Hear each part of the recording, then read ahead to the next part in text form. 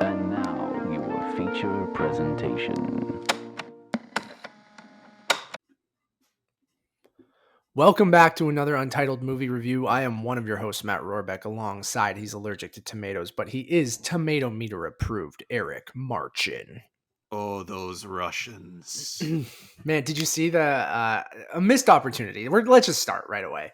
We're reviewing Matthew Vaughn's The Kingsman, a prequel to the Kingsman movies, the origins of the Secret Service, of this Secret Service, starring Ray Fiennes, Gemma Arterton, Rhys Ifans, also having a pretty good week. We talked about Willem Dafoe having a good week, but we don't know how well this movie did or did not.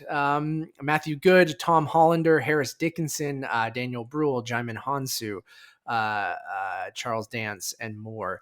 I will just start. Missed opportunity. How you don't have Boney M's Rasputin in this movie, I'll just spoil that for everyone, is a travesty. And Right. I like this movie, and I like the Kingsman franchise. But Eric, did you see on YouTube, they posted a Rasputin like supercut from the movie, and it's to Boney M's Rasputin. Nice. And I was just like, why wasn't that in the film? I'm like, that's fantastic. And I get they went with like a classic like Russian ballet song. Is that like Yeah, but at like the same time, like, you look at what this movie is, it's historical fiction in the same way that Inglourious Bastards is. So why not kind of embrace, modern music and be a little bit on the nose and kind of like go full camp? And I mean, even if it was like a classical version of it or something like that. But and Rhys Ifans' Rasputin is just truly a ridiculous. highlight. Yeah. I mean, there's a scene in this movie with him licking Ray Fiennes' leg wound that felt almost like it was out of David Cronenberg's Crash. Yeah. It was so gross and weird, and I was kind of like, you know what? Good for this movie for kind of doing its own thing. Right. And I think like that's what is going to be interesting about the reception of the movie, because it is an origin film to the Kingsman movies. I think the Kingsman movies absolutely over the top spy movies. But what I liked about this takes place in World War One. Kind of tones down some of the more juvenile elements, I think, of the Kingsman franchise. But then I think maybe that is maybe what makes the Kingsman and why people like the franchise. I mean, I like all three movies in this franchise, including this one, which we'll get into, all for different reasons. I think the first one ultimately being my favorite, the second one having some problematic elements, but still being kind of fun. I think the villains are kind of some of the highlights of all three of these movies. But this one taking place in World War One, showing you the origins that I feel like it doesn't necessarily even tie into the other two movies all that much, other than being like, this is how it came together. Like, you don't have a lot of the crazy tech, but you still do see nods at it. You get why they all kind of go by Merlin and The Knights of the Round Table. Yeah, the Knights of the Round Table and things like that. Like, I like the little nods to the origins of the franchise, but I feel like it is very much its own movie, and doesn't hold on to too much of that, of being like it's completely tied into all of the events of the first two movies. Like, we need every character to tie into one another or anything like that. I feel like the movie doesn't necessarily need to do that, and I think that's a good thing.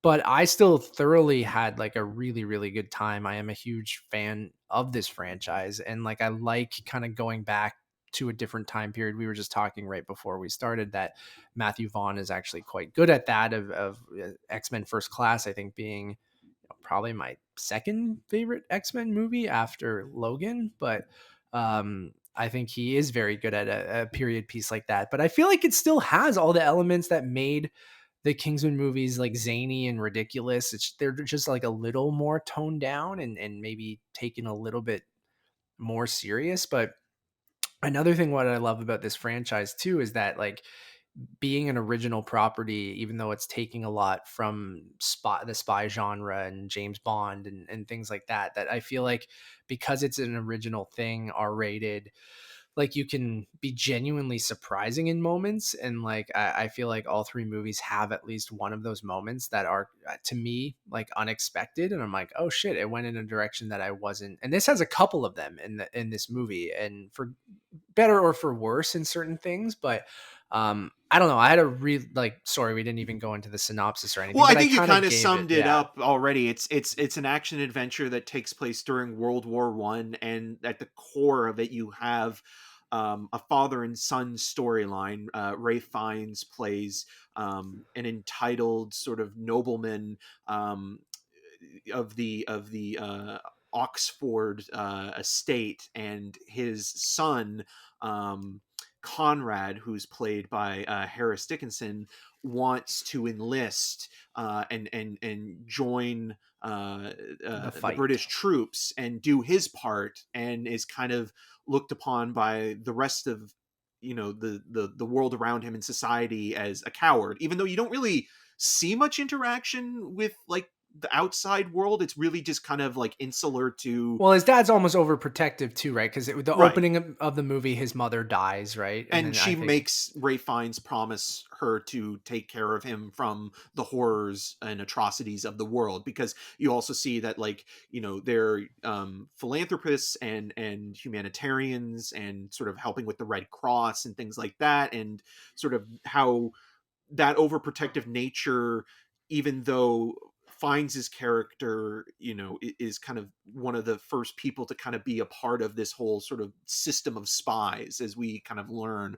I think overall, like, it's it's no better or worse than any of the other Kingsman movies, with the exception of it's a little less juvenile than you know the original source material of Mark Millar. And I think when the further you get away from adapting the source material and just doing a straight sort of spy movie, I think that kind of helps. Even though there is one small thing that I do think is a little bit icky, and that involves one of the characters, the Kaiser specifically, how his hand is CGI'd, and I think that like that specifically is a little bit like icky in terms of treating people with disability, yeah, like in the totally. same way that's like Chris Elliott in Scary Movie 2, it comes off a little bit insensitive and Mhm. juvenile, and like there's this close up and this framing of it, and that's almost Even like if at the time they would treat this character that way because of yeah. that, it's still used in a way that's maybe not the best, and I agree with that. But yeah, it takes This it franchise all has each movie has one of those things. yeah.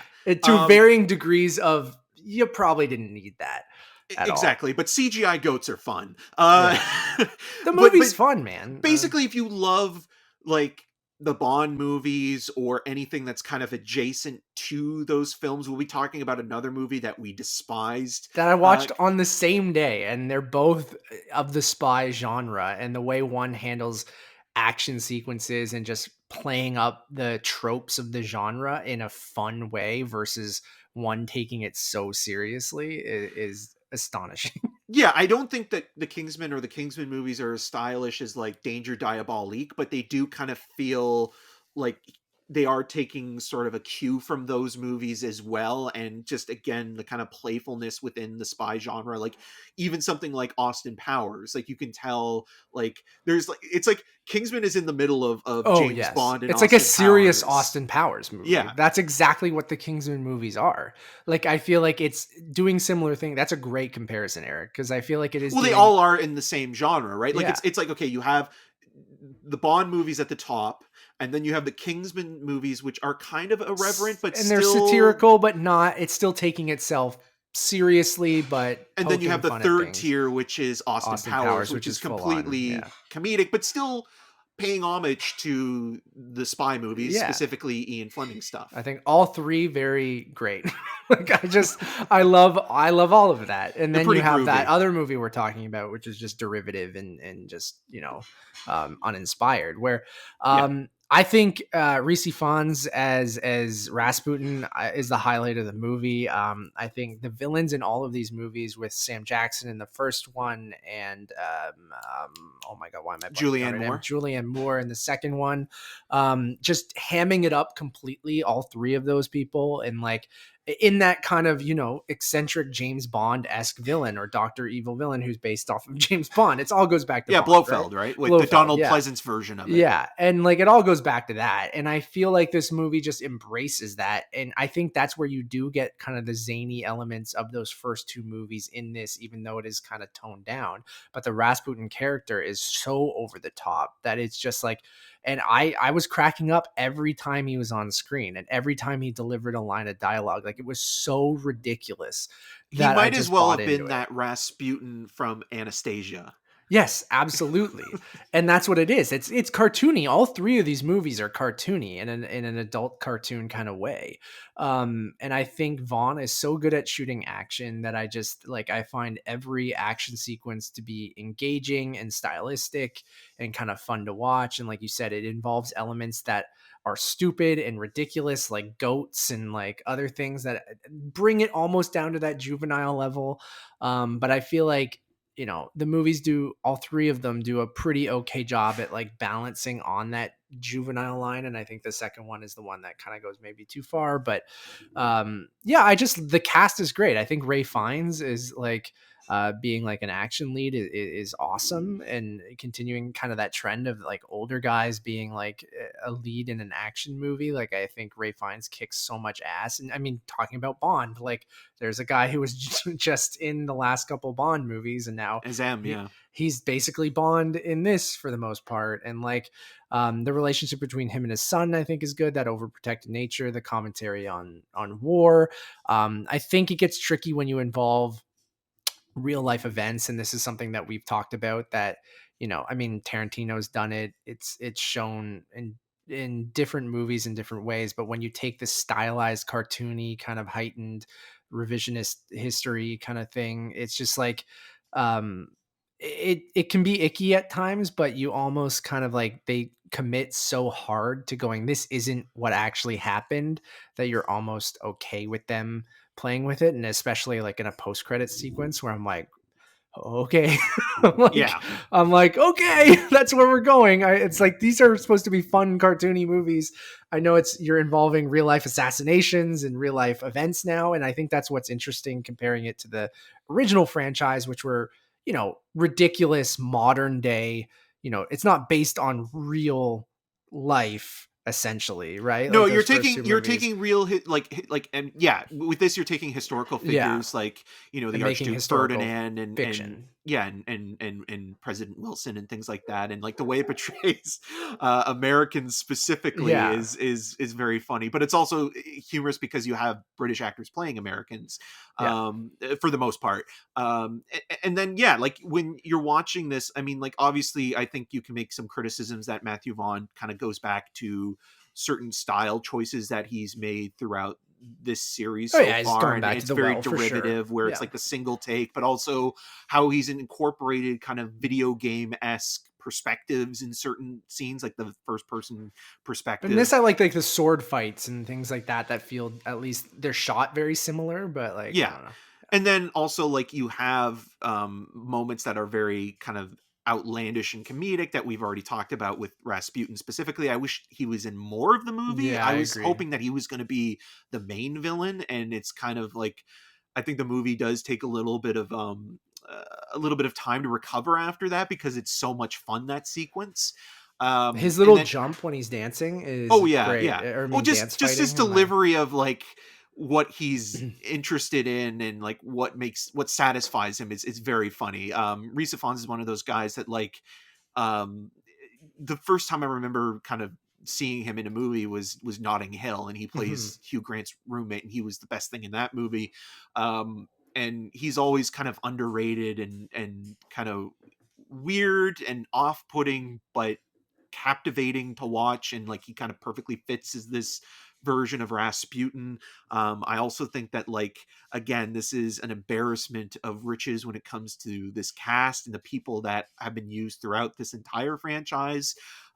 It's always fun to see how the backdrops are used in particular sequences. I love how big wheels of cheese are used in Yeah. one moment that The kind of have an villain's interesting lair payoff. the villain's lair is such like a spy thing, but the way Yeah. that it's portrayed here is just such a funny visual to me of being like a barn, but it's like a secret lair on the top of like a mountaintop. It's so funny. And then also, like, even this one amazing sequence that's sort of a nomad land, Yeah. sort of fighting in the trenches scene that I think actually even rivals some Suspense in 1917, and how it's kind of executed in the action works really well.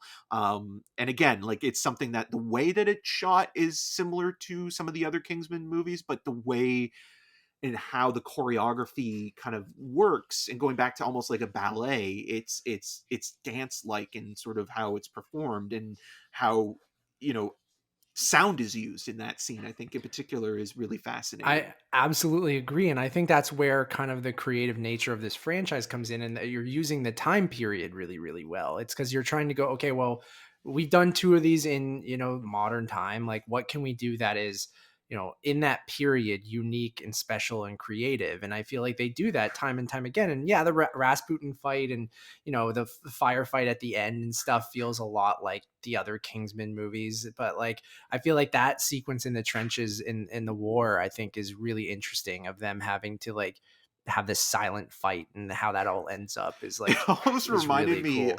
of remember the other guys, the funeral scene after Yeah. Dwayne Yeah. Johnson and Samuel L. Jackson die. Kill you. Yeah, they're like having like a silent fight in the They're like corner, and rolling on the ground and they have to Keaton's like, whisper. guys, stop the silent fight. You want to come in here and you want to fight. Keaton is amazing in that.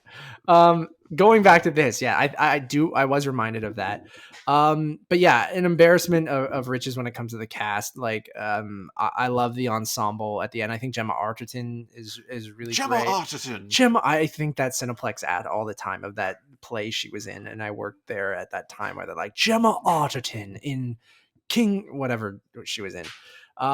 I just think everyone's having like a lot of fun, and like it's so over the top. I think Daniel Brühl was a little underused, but then I kind of saw where they were going with that, and I was like, oh, okay, I get why he was in this, and what it's setting up, kind of thing. But again, very over the top, ham-fisted, cliche, kind of everyone like, again, it's borderline of Austin Powers and James Bond, right? And like, it's satire, but it There's is no still, penis pump in this one. no, unfortunately not. But I do like that it balances that line, and that I'm laughing and I'm entertained by the action.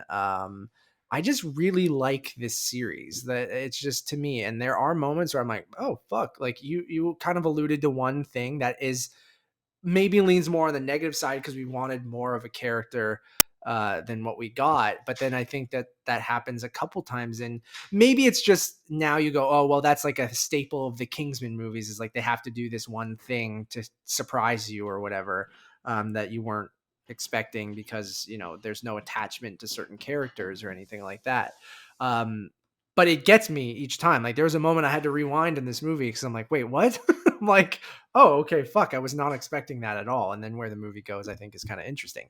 But yeah, I mentioned the villain and them at this barn on the top of the mountain having these meetings, and I like that you again, you think one person's the villain, but it's ultimately this other character. I mean, they show you right away this other character, but like, again, classic kind of spy, Inspector Gadget kind of stuff too, of like, again, which is all just going back to Blofeld and Bond and things like that too. But like the guy in the shadows, where the whole movie he's shot and you only see his hands and his body and you don't see his face. And like, it's everything is at, even though this movie is probably at an 11, where all the other movies were probably at like a 15 or a 14. I still think that's why maybe some people will be like, it's not as crazy, or it's a little bit too grounded or serious compared to the other movies, and maybe that makes it not as fun. But Or like, self-contained, because there's not a lot of yeah, Easter eggs and stuff that's no, referencing the future films, because they can't. yeah, and that's one thing I kind of liked about it, though, because I feel like too many prequels, um for one, you kind of know where it's going to end up if you include a lot of characters that you already know, right?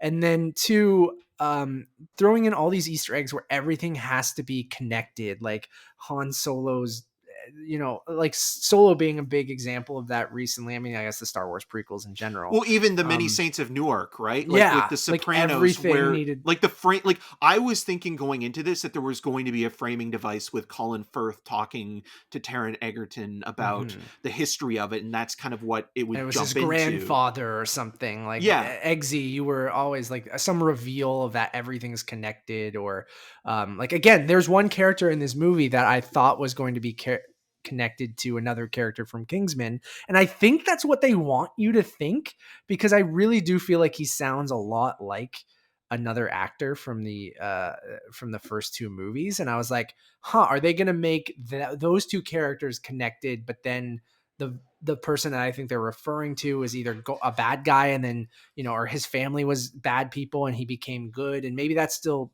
going to be part of that. I don't know, but like, I thought that was interesting because it kept me guessing the whole time. And there's one person who sort of leaves the movie and comes back that I was like, oh shit, okay, I don't know if that's great, but like I wasn't expecting it when it happened. I don't know if I was like overly satisfied of like who it ended up being or whatever, but It's the same thing. They kind of did the same thing with like Wonder Woman, where like you hire a certain character actor or somebody that and then they introduce them in one moment, and then you think like, okay, yeah, well they'll come back in some capacity, yeah. or there'll be some reveal, and that's usually the state of those movies where it is kind of predictable there. And then on top of that as well, you think of how the movie is kind of handling Britain's place in the world. And it does kind of talk a little bit about, or it is critical and talking about colonialism and how England specifically, sacrificed its youth for, Mm-hmm. the war efforts. And, you were left with nothing because you didn't have, the next generation growing up because they were gone. Yeah, And I think that that's that's a kind good of point. interesting as well. Yeah, absolutely. And unexpected that it goes to those places, I think. And then it obviously sets it up as like a split franchise now of like they introduce some characters that obviously seem like they're going to come back in further movies if it's successful and things like that. But I'd be totally down with, obviously Vaughn liked that with the X-Men movies and he stayed on as a producer for a lot of them. But right? Or how many did he direct? I forget. Just First Class? Yeah. He was originally going to direct X-Men 3, and Right. then he kind of like last minute, I think it was something family related, because after Layer Cake everybody wanted to work with him studio wise, so he Mhm. was going to do X-Men 3. That fell through, and then Brett Ratner took over, and then that's the movie you got. And then he was going to do Thor as well. Thor was the other film Right. that he was going to make, and then that fell through for another reason. So he finally And did First Class. yeah, Yeah. and he finally got there. So he's done, the X-Men movies. He obviously has the one X-Men film, he has the relationship with Mark Millar doing the Kick-Ass, the first Mhm. movie there. He's working on Argyle right now, which actually kind of just sounds like the Kingsman, but with probably a budget that's over $100 million because it's being produced by Apple TV Plus. It is really interesting with him because he started out as a producer for Guy Ritchie, and kind of made the best version of a Guy Ritchie with Layer And they Cake. had a And then, production studio together, right? yeah, and then he goes off and kind of tries to figure his way through the studio system, but didn't really quite succeed with Stardust and Kick Ass. And then X-Men First Class did well, but it maybe it didn't do as well as the ones to follow or the ones before, but it was kind of like to your point, like a really great 60s period piece. And then he had Kingsman, and Kingsman has kind of been his bread and butter for, I mean, almost like, it seems almost like a decade now, like, and like he's also working with like Dexter Fletcher as a producer, producing Eddie the Eagle and working on Rocket Man with him. So, he's all over the place in terms of what Yeah. he's doing. I'm definitely intrigued by Argyle because it does seem like a more serious like Kingsman movie, but like this little quip I just read was saying Vaughn described the film as his ode to 1980s action thrillers like Die Hard and Lethal Weapon. And I was like, I'm in. Yeah, Like, can't go wrong. that's all you need And to it's got an say. international cast Yeah, too, Henry right? Cavill, Sam Rockwell, Bryce Dallas Howard, Bryan Cranston, Catherine O'Hara, John Cena, Sam Jackson, Dua Lipa, Adriana DeBose, Rob Delaney. Yeah, I'm all in. I like Vaughn. Like, again, and I again, his Mark Millar stuff. Like, again, I like the first Kick-Ass movie. I think the second one he only produced and directed, Yeah. but is just the worst. Is the worst. Both shot in Kick-Ass 2. Toronto, though. Yeah, Kick-Ass 2 sucks. Eddie the Eagle's great too. Like, Rocket Man's great. The stuff that he's produced and had a partnership with, he seems to really like Taron Egerton. But yeah, man, I had a blast with this. Again, I do think maybe people expecting it is more of the same, but it is toned down. But like, Well, you said grounded, right? Yeah, it is a little bit more grounded, and like, I think that's fine. And you mentioned, like, I do think that there are enough little Easter eggs there, whether it's, like I said, how they come up with the naming structure of everyone, or you see the knife in the boot kind of thing, which is a prominent, like, little spy thing from the other movies, where Which is also a big thing in James Bond. Yes, where, yeah. In From Russia with Love. Exactly. So you kind of get how the origins of that, and little things with the weaponry and the tech and stuff like that. Like, I just don't think I'm glad it didn't go super far with that, because that stuff always kind of becomes a little eye rolly of like, why does everything have to connect? And it's so far back before the first two movies that I'm like, I don't know. I guess the closer you get to it, if they keep making these, right? And it seems like, much like X-Men going a decade further, it seems like their plan here is to go, what big event, starting with World War One, big world event can we go to next? Which I won't spoil it, but it's pretty obvious. And then what they would go after that, and like, maybe they even, again, I think you'd start to retread some of the stuff they went over in the X-Men movies, especially with First Class taking place in the 60s, right? Yeah, but you can focus it more on Europe, like, though, yeah. right?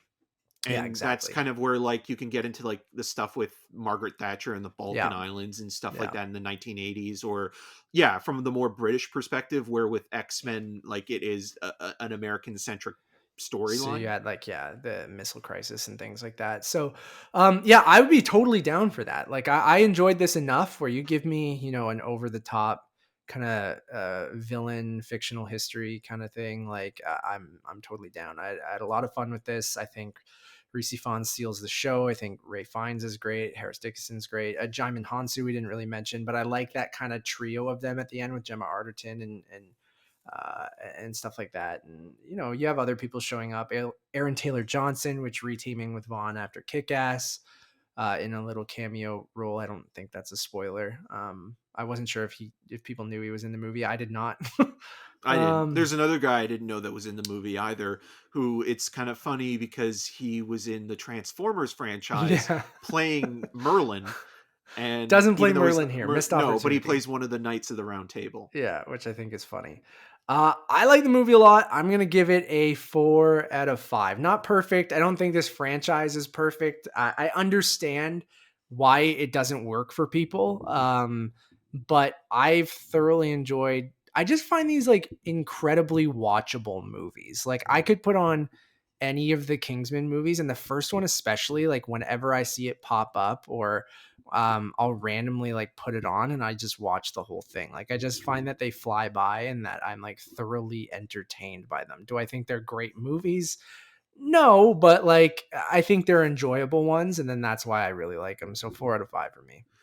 Yeah, I'm gonna give it a 3 out of 5. I'm one of those people that I think it's a perfectly entertaining, enjoyable watch, but it's also one of those movies that's kind of disposable, where, like, after having watched the movie, I haven't retained that much other than Rasputin and the father-son dynamic. And I feel that way with all of the Kingsman movies, where it's just like, okay, am I remembering the Kingsman stuff, or am I just remembering the Bond stuff? And again, they're, to your point, I think they're very easy watches. They're not too demanding. They're fun. They are, in the before times, were fun to watch in a theater. And I do like some of the music choices. It's one of those series. It's just like, I'm not completely in love with, but at the same time, when a new one comes out, I'm like, yeah, I'll watch Yeah, I'll that. watch it. You're fine. And I don't disagree with you there. And like, I think I'm a little higher on them as a whole. That like, but going back to your point, I don't think it's necessarily something where I'm like, I cannot wait for the next Kingsman movie. Like, it's like Yeah. When's it coming? when one comes out, I'm like, oh shit, cool, another Kingsman movie. Like, I'll watch the shit out of that. Yeah, for sure. But it's Yeah. not like something I'm like, fuck, I can't wait. When are we getting the Kingsman 2 or like anything like that? Like, if they came ever, When am I gonna like- get more Rasputin licking Ray Fiennes' leg? and again, I think I had to take 1 point off because they don't use Boney M's Rasputin. It would have been a perfect movie if they would have used that in that fight scene. Like, and I've been saying that since I saw the trailer, what seems like 11 years ago. It just seems like it's obvious, but at the same time, is it too obvious? But then I'm like, this franchise. No, but just this like, movie is too like Yeah. you should embrace it as like as they it have the is. Elton It just- John song playing as Elton John's fighting people. Like, Yeah. come on, like just or Leonard Skinner in a Yeah. you know in a Southern Baptist church. Yeah. Like You I might as well. I absolutely think that, and then to use it in marketing, just to spit in my face, just where I'm like, come on, put that in the movie. I love that song either way, but like, it's ridiculous too. But anyways, thank you all for listening. I hope you guys. What was the enjoyed other Boney M song that's Daddy used in Cool? in Daddy Paddington Cool, 2? yeah. That would have been funny That's if they great, used yeah. that. And That is Kingsman. such a good moment. And Paddington 2 is playing at Cinesphere in the new year, and I'm like, I might have to go. I might have to Yeah. go. Missing Paddington 2 in IMAX, at least on an IMAX screen. But yeah, I think like I've seen people who are fans of this franchise not like this movie. I've seen people who weren't fans of this franchise really enjoy this movie. So it'll be like interesting. Like, I've seen people being like, oh, this is the first Kingsman movie I really liked. And then I've had people being like, it's not as fun as the other movies. So I'm like, I don't know where people will land on this, and I'm really kind of curious. But like, personally, I've enjoyed all three. I think I would put this above Kingsman 2 because there's just some stuff in that I just really don't like. So Yeah. let us know what you think, whether it's in the comments on YouTube, which we've opened back up. Would you have a cup of tea with the Kingsman, or would you send it back? Thank you all for listening. We have tons of other reviews we would love for you guys to check out right now. As you're listening to this, you can check out our reviews for Nightmare Alley, Red Rocket, and Licorice Pizza. So tons of new stuff out for you guys. But then we'll also have reviews for Being the Ricardos, Benedetta, The Tragedy of Macbeth, The Lost Daughter, The Matrix Resurrections, The Tender Bar, and Serrano. Very, very soon. So you're in the right spot. Untitled Movie Reviews. You can search for that on YouTube if you want the video version, or Untitled Movie Podcast. You'll find everywhere we are. One-stop shop over on Letterboxd, which is Untitled_movies. And the one thing I should have plugged on all of these other reviews we did, which we never did, is our Spider-Man content. So the biggest movie, one of the biggest movies of all time, released this weekend. So if you saw it, which it seems like a lot of people did, you should check out our spoiler cast. It's 3 hours of Eric and I talking. It's longer than the movie. I was mad, Eric. I love the guys over at Kind of Funny, but theirs was 4 minutes longer than ours. I was like, you bastards. You did 2 minutes and 52 seconds, or 2 hours and 52 minutes. We did 2:48. I love those guys. Go listen to theirs too. I listened to theirs the other day. It was great. So I've listened and talked about Spider-Man for like 6 hours in the last couple days. We also have a spoiler-free review of Spider-Man that you guys can go check out, which is 45 minutes. Completely spoiler-free. So if you haven't seen the movie yet, which you probably have if you're listening to this. At least once. Yeah, I've seen it twice. Did you end up seeing it a second time yet? Or no? No, I haven't. Soon? But I know that the guys over at the movie podcast, I think, saw it like 3 or 4 times. Yeah. Like, I think Daniel saw it like twice. Twice in IMAX with different people, I think, the same Friday Jesus. night. I mean, good for him, But but I almost went again. I really do want to see it in IMAX because like Scotiabank IMAX is playing it until Matrix comes out. So it's only in that theater for a week or so. I mean, with everything going on right now, though, it's kind of weird. I might do like an 11 a.m. showing tomorrow because I feel like a Monday morning might be less busy. And right, or a late screening, even like Yeah. something that's like at like like the last screening of the night, where Even maybe then, I some find people, those usually are more busy in Toronto than like a midday when people are working and stuff. for the Durham region though, it's usually the opposite. Like everything Yeah. is dead after like 7. Because I want to go. We're talking about Spider-Man now, but I think my mom likes the Kingsman movies too. But I want to take my mom to see Spider-Man because she's a huge MCU person, but she hasn't gone out to see it yet. Anyways, Well, also Aaron Taylor Johnson is going to be playing Kraven. There the we Hunter. go. It's all tied together, Eric. So, as always, my name's. Did I already do this? I don't know. Matt I don't know. Rohrbeck at Matt Rohrbeck, all social media platforms. I'm Eric Martin. You can find more of my video reviews at rogerstv.com/cinemascene and on the social medias at EM6211. Until next time. Manners maketh the man.